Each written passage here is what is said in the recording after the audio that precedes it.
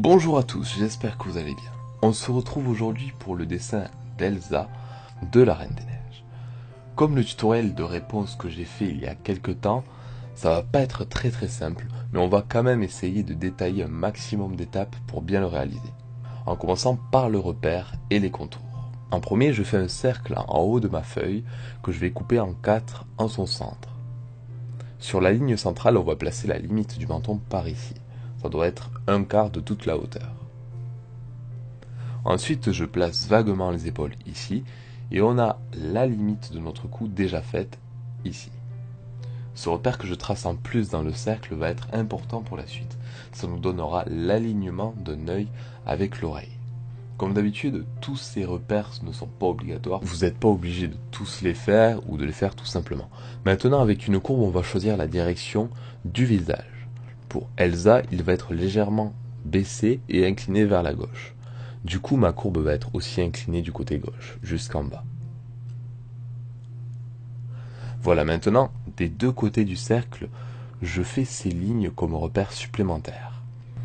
Et tout juste avant de commencer les contours de la joue, je rajoute de chaque côté un autre repère vers l'intérieur du cercle, même pas 1 centimètre plus loin, et avec mon crayon, je vais repasser un peu le cercle, rejoindre l'angle, et former la joue en arrondissant surtout la pommette.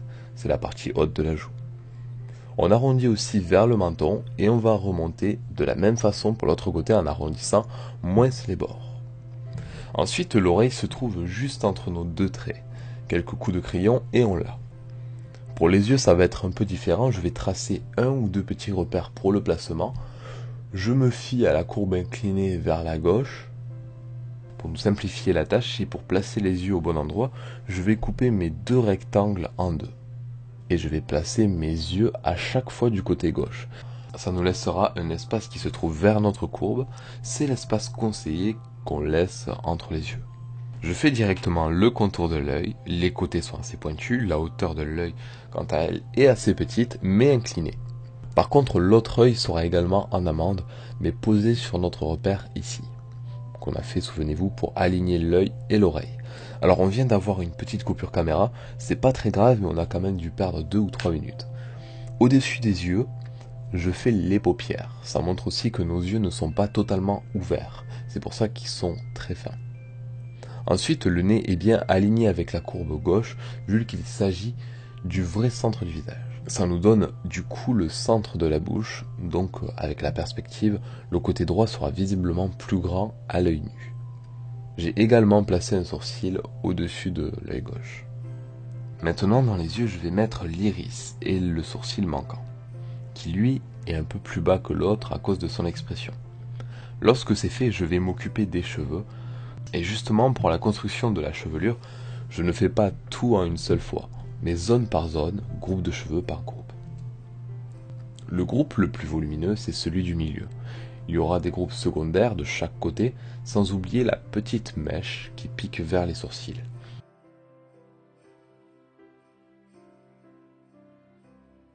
Alors on passe derrière l'oreille et on descend sur les épaules. Là je délimite bien les groupes de cheveux, ça nous servira à leur donner du volume ensuite.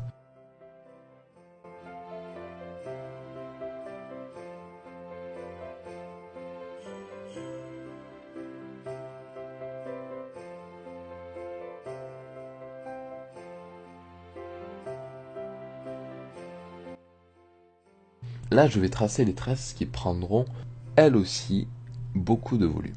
Alors, on peut aussi s'y prendre à plusieurs fois, c'est pas un problème. De toute façon, si on veut être content de notre dessin, il faut prendre du temps. Il faut pas essayer de sauter les étapes, de vouloir avoir le résultat tout de suite, car ça va nous faire perdre patience et au final, on risque de gâcher le dessin, de se décourager, ou en tout cas de ne pas avoir le résultat qu'on souhaite. Donc peu importe si on doit mettre des heures ou des jours à faire un dessin, il faut bien prendre le temps, c'est comme ça qu'on en gagne. Là j'affine un peu le nez et la bouche. Déjà on a fait la moitié du dessin. Là je gomme mes repères, on va passer à la couleur et j'ai prévu pour ça des pro-makers pour faire la base de mes colorations et des pastels colorés pour varier justement les couleurs de fond. En y repassant dessus, je commence donc par colorier l'iris de mes yeux en bleu. Ensuite, je vais faire le coloriage de la peau avec une couleur assez claire. Personnellement, j'utilise la nuance blush du ProMaker. Ça équivaut à une couleur beige très légère.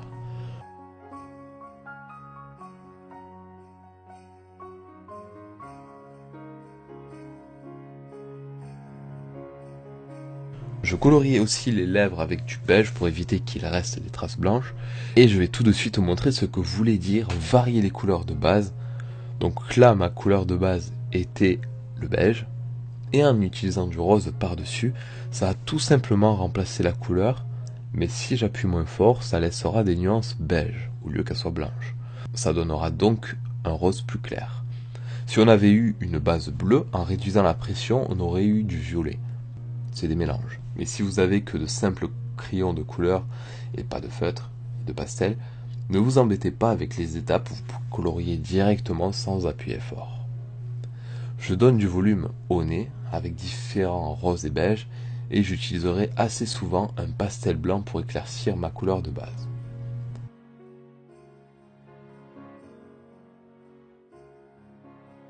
Là, je vais utiliser un stylo noir, ou plutôt un stylo à micro-pigment. Si vous avez un stylo noir, c'est parfait aussi.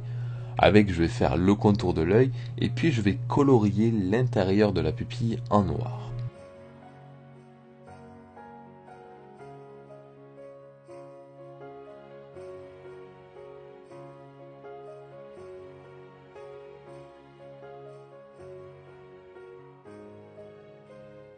Ensuite, je vais varier le bleu de l'œil avec un bleu plus clair, ça donnera des nuances intéressantes. Pour le blanc des yeux, il ne faut pas oublier qu'ils sont en réalité jamais parfaitement blancs. Alors je vais y mettre un peu de gris vers les angles, parce qu'il faut garder le blanc pour les reflets. Ensuite les cils, je vais les faire avec le stylo en suivant la forme de l'œil. Attention de ne pas trop faire de hauteur au niveau des cils, ils seront plus hauts vers le côté droit, mais la différence va être très légère. Donc il faut y aller très doucement pour pas se tromper. Je fais la même chose pour l'autre œil et les cils de dessous seront plus courts. Maintenant, la touche finale des yeux, c'est un petit point blanc dans la pupille. Alors si vous avez de la peinture blanche, c'est parfait, mais vous pouvez aussi utiliser du blanco ou du crayon blanc, ou sinon, il fallait prévoir l'emplacement du reflet à l'avance et le laisser blanc. Maintenant, on va s'occuper du maquillage sur les paupières. Je mets une couche de rose au feutre. Et avec du rouge, je vais passer un peu sur le contour, j'estompe, je rajoute une nouvelle couche de rose, plus fine au-dessus, et j'estompe à nouveau. Maintenant, je vais varier ma peau avec du crayon marron clair et du blanc.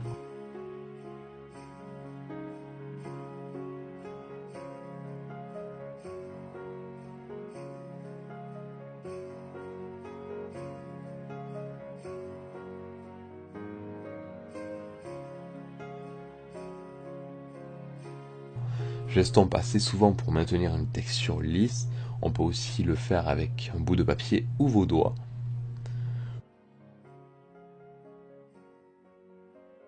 Je pense à faire l'ombre sous le cou. En gros, j'assombris le côté gauche et éclaircis la pommette droite.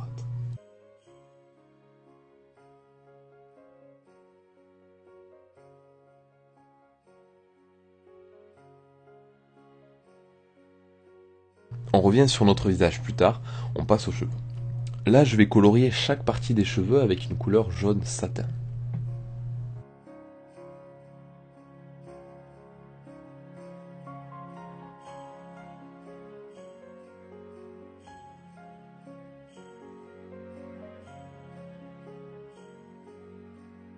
Quand c'est fini, le but du jeu, ça va être de faire ressortir chaque volume de cheveux, donc chaque groupe qu'on avait prévu avec notre crayon au début.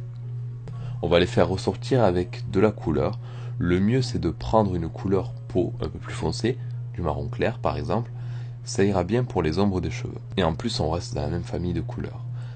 Avec ces crayons, je vais passer entre les creux et les limites des zones. En complément, je peux utiliser l'estompe, mon critérium et d'autres couleurs plus ou moins claires. Si vous avez un ProMaker, vous pouvez l'utiliser.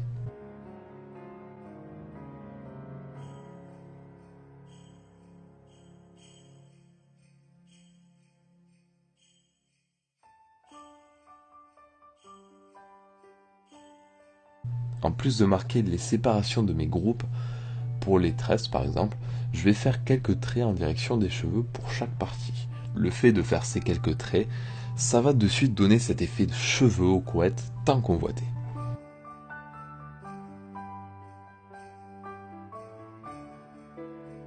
Et pour donner un effet encore plus brillant et volumineux, n'hésitez pas à prendre votre pastel blanc et repasser au centre des mèches.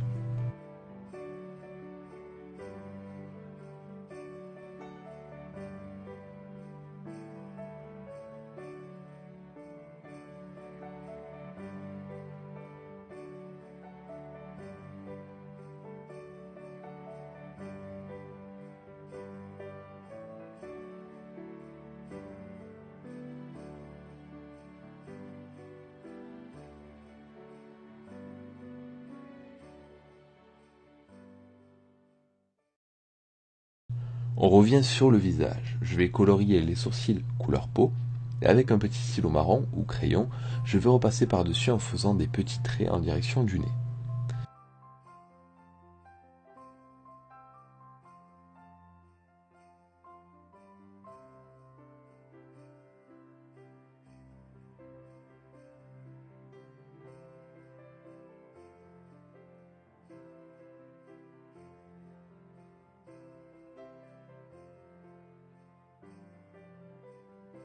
Quand tout ça est fait, je vais rajouter des flocons en bijoux sur les cheveux.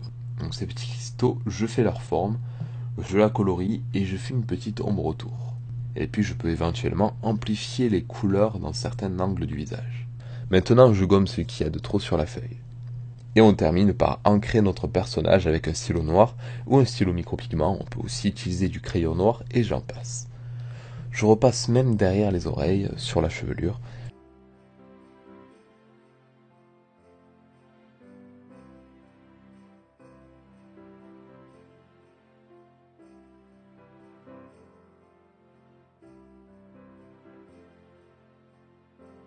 Et on vient de terminer notre personnage Elsa. J'espère que ça vous aura plu ou aidé. N'hésitez pas à me dire quel Disney vous aimeriez que je fasse pour une autre vidéo tutoriel. Celui-ci m'a pris 2 heures à peu près. Il a pas mal de détails, donc je pense qu'il fait partie des tutos les plus difficiles de la chaîne. À propos de la Reine des Neiges, je viens d'apprendre que le studio Disney préparait une suite. Donc le film devrait sortir au cinéma d'ici 1 ou 2 ans. En tout cas, merci de m'avoir suivi dans ce tutoriel. On se retrouve très vite pour d'autres vidéos. À très vite.